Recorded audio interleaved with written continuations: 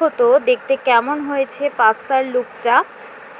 Hello everyone, welcome back to this channel blog with me. তোমরা সবাই কেমন আছো? আশা করি ভালো আছো। আমিও ভালো আছি। আর এই খাবারটা দেখে তো আরোই ভালো আছি। আসলে এটা আমার অনেক দিন ধরে খেতে ইচ্ছা করছিল, তাই ভাবলাম যে সকালবেলাই বানিয়ে নিই। সকালবেলা বানানো আরেকটা উদ্দেশ্য আছে, যে বললাম বড় ব্লগে আমি যাব ওদের বাড়িতে, আর ও এই সমস্ত খেতেও বেশ পছন্দ করে, তাই ভাবলাম ও থ্রুতে যদি আমারও একটু খাওয়া হয়ে যায়। অবশ্যই আমি পুরো 1 প্লেট খেতে পারিনি, কিছুটা আমি রেখেছিলাম, মানে বিকেলে খাবো বলে। তো চলো এটা বানাতে কী কী লাগছে চটপট দেখে নিই। তো ফার্স্টেই আমি সব কিছু কাট করে নিয়েছি ভেজেস, দেন পাস্তাটা আমি বয়েল করে নিয়েছি। এখানে আমি ডিসানোর ম্যাক্রোনি পাস্তা ইউজ করেছি। দেন লাগছে ঘি, তারপর চিলি ফ্লেক্স, দুধ তো লাগবেই, চিনি, তারপর লাগছে ময়দা, আর ভেজেসের মধ্যে পেঁয়াজ, রসুন, লঙ্কা, আমি বিনসের বদলে ইউজ করেছি বরবটি। দেন লাগছে ক্যাপসিকাম, আর একটা এগ লাগছে, আর লাগছে হচ্ছে মেয়োনিজ চিজের রিপ্লেসমেন্টে। দেন আমি গ্যাসের ফ্লেম অন করে দিয়েছি। দেন আমি একটা ভেজে নিচ্ছি ডিম। এটাকে জাস্ট আমি ঝুড়ি মতো করব, একটু নুন দিয়ে জাস্ট ফ্রাই করে নিচ্ছি। তোমরা এই জায়গায় পারলে গোলমরিচও অ্যাড করতে পারো, আমি ইচ্ছা করে করিনি, অত বেকার কে খাটবে বলো। তাই শর্টের ওপর দিয়ে টেস্টি খাবার বানাতে হবে এই গরমে। বেশিক্ষণ রান্নাঘরে থাকাও দায়, সে কারণে ভাবলাম যে শর্টের ওপর যতটা করা যায় আর কি। তো আমি এটা ফ্রাই করে নিয়েছি। দেন আবার অ্যাড করছি একটুখানি তেল।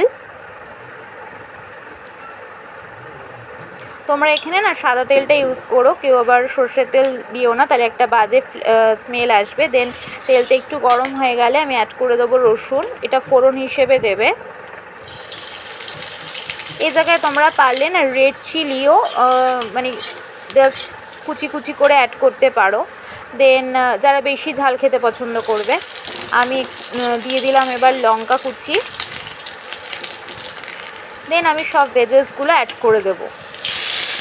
আর ভেজিটেবলগুলো কাট করবে ঠিক এমন করেই, তাহলে বেশ ভালো লাগবে। দেখবে ভেজিটেবল কাটের ওপরও না রেসিপির টেস্টটা অনেকটা নির্ভর করে। এখন যদি তুমি মনে করছো যে ধরো চাউমিন বানাবে, সেখানে যদি তুমি এত বড় মানে চাউমিনের তুলনায় সাইজে যদি বড় জিনিস কাট করো, দেখবে টেস্টটা অতটা ভালো আসবে না।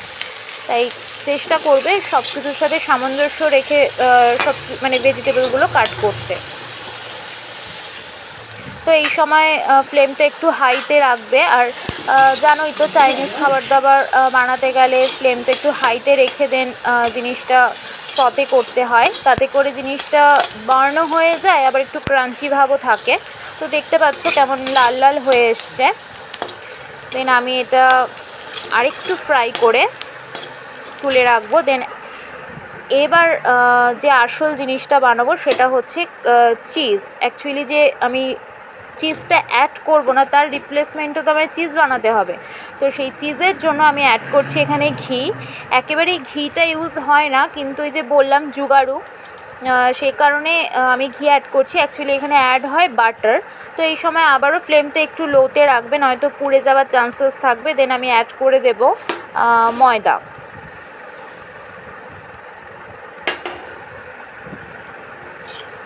ময়দাটা দেওয়ার সাথে সাথেই দেখো কেমন একটা ব্রাউনিশ কালার চলে আসছে। তোমরা একটু ধৈর্য সহকারে ওয়েট করবে যাতে জিনিসটা আর একটু বার্ন হয়, কিন্তু আমার গরমে আর ভাল লাগছিল না, তাই জন্য আমি অত ধৈর্য রাখতে পারিনি। তো আমার জিনিসটা একটু পাতলা লাগছিলো, তাই জন্য আবার আমি একটু ময়দা অ্যাড করলাম, তাহলে আর কি দেখতে কালারটা ভালো হয়। এই কারণেই আর কি ধৈর্য সহকারে একটু বললাম ওয়েট করতে। তো যাই হোক, এবার অ্যাড করে দিচ্ছি দুধ। পুরো দুধটা অ্যাড করে দিও না, তাহলে ওই ময়দাটা দেওয়াতে না দুধটা দিলে ক্লট বেঁধে যাওয়ার সম্ভাবনা থাকবে, আর দেওয়ার সাথে সাথেই জিনিসটাকে ঘুরতে থাকবে, নয়তো ওই বললাম ক্লট বেঁধে যাওয়ার একটা থাকবে সমস্যা।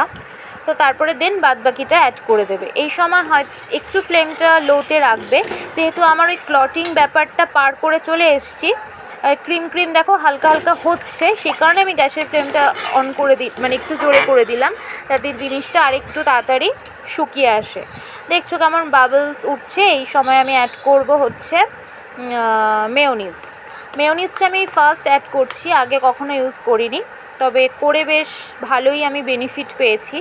মানে ক্রিমি টেক্সচারটা আর একটু বেশিভাবে মানে এসছে, দেখো কেমন।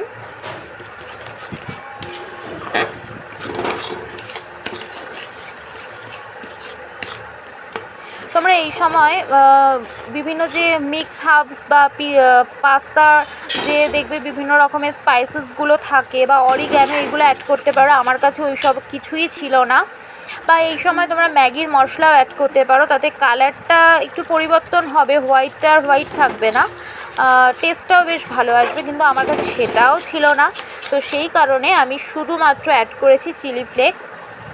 পারতাম এখানে গোলমরিচ অ্যাড করতে, কিন্তু করিনি। তো টেস্ট হিসেবে দেওয়ার জন্য আমি এখানে নুন তো অ্যাড করতেই হবে, তবে বুঝে শুনে অ্যাড করবে, কারণ ভেজেসেও নুন দিয়ে জিনিসটা ফ্রাই করেছো, তারপরে ডিমটাও ফ্রাই করেছো, পাস্তাটাও সেদ্ধ করেছো নুন দিয়ে, সেই কারণে বুঝে শুনে অ্যাড করবে।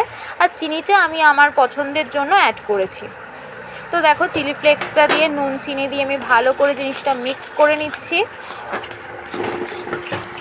এরপর আমি এই ভেজে রাখা যে ভেজেস অ্যান্ড এগটা সম্পূর্ণটা অ্যাড করে দেব।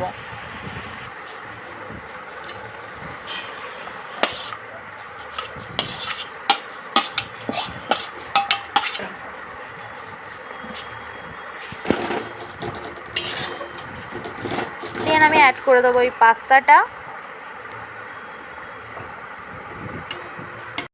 আমার রেডি হয়ে গিয়েছে। আমি হোয়াইট সস করেছি, আর যেহেতু আমি চিজটা অ্যাভয়েড করছি, মেয়োনিজটাও তো শরীরের পক্ষে খুব একটা ভালো না, আপাতত এটাই দেখো কতটা টেম্পটিং হয়েছে। দেন আমি গার্নিশ করে, আর গার্নিশ করার কিছু ব্যাপার নেই, প্লেটিং করে দেন আমি আসছি।